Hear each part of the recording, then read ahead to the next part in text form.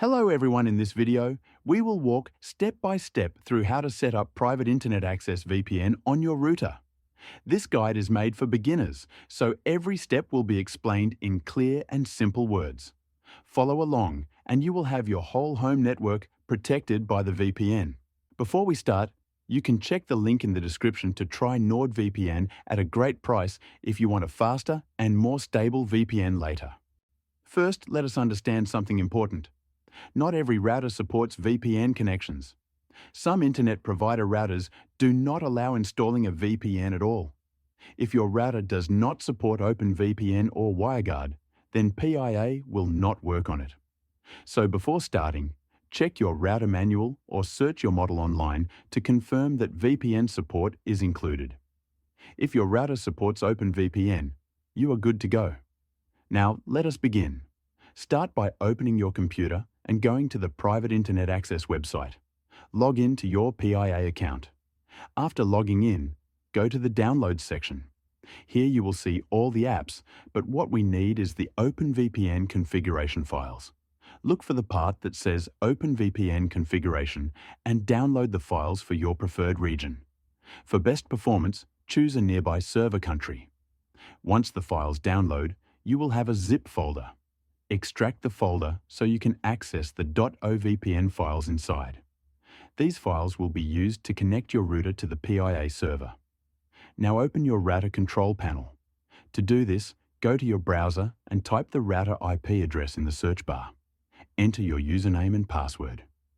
If you never changed it, check the sticker on your router or search the default login for your model.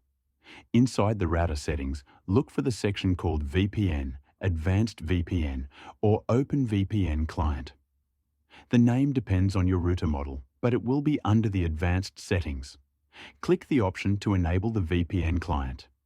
Now you will see settings like server address, username, password, and fields to upload the configuration file.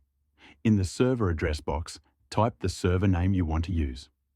This is usually written inside the .ovpn file. You can open the file with a text editor and copy the line that starts with remote. Next, upload the .ovpn file that you extracted earlier.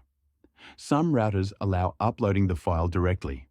Others require copy and paste of the settings from the file. If your router supports direct upload, choose the file and continue. If not, copy the certificate and key blocks from the .ovpn file and paste them into the correct fields in the router panel. Now enter your PIA username and password. These are provided in your PIA account under the VPN configuration section. These are not your PIA login details. They are special credentials that PIA gives to be used only for manual setups. Make sure you copy and paste them correctly. After entering everything, click Apply or Save. Your router will now try to connect to the PIA server. Wait a few seconds and then check the connection status. If it shows connected, your entire home network is now using PIA VPN. Every device connected to your Wi-Fi will automatically be protected without installing any app. If the connection fails, check the server address, check that you used the correct username and password, and make sure your router supports the encryption settings in the .ovpn file. Trying a different region file also helps if the connection is unstable. At this point, your setup is complete. The VPN is running from the router level.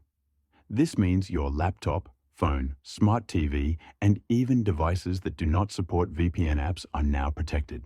Before ending this video, I want to share something important.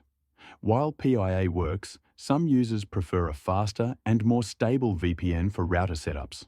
NordVPN is a strong alternative with better speeds, stronger security, and very simple router configuration guides. If you want a smoother experience, you can try NordVPN using the link in the description for a great price.